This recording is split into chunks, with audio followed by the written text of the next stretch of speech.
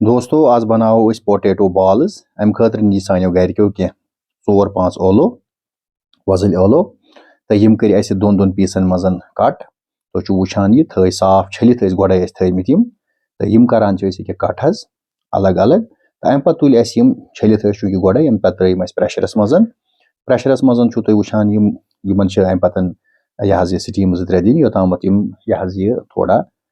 यह गसन soft गसन your new मे यह बेसन यह थो मे अलग कुन जमा लगभग 50 ग्राम तो योकुन कर अस कह सब्ज मरचांगन 4-5 तो बे थोड़ा गंड तो इथे पे थोड़ा सोबूत दनिया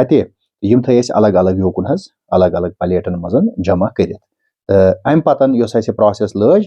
यह वुचान यह दनिया यतनसन इथे पे थ कह गंड गंड ऑलमोस्ट यह एज पर रिक्वायरमेंट कोत आय जरूरत योर लोग अस गैसस पे लोग प्रेशर मे अलव ओतामत हाय अलव 4-5 एज पर रिक्वायरमेंट यम लाज अस प्रेशर दिन स्टीम 1-2 अम पतन बनाए अस नोम अथ पोटैटो बॉल्स पोटैटो बॉल्सन मज त्रो अस सोरी मिक्सचर यह गो अम ब्रो हो मसाल त्रो बाकी चीज त्रो मरचांगन त्रो योर न्यू अस यह गैसस पे लोग अस तव अत मज त्रो तेलस 4-5 क्रंड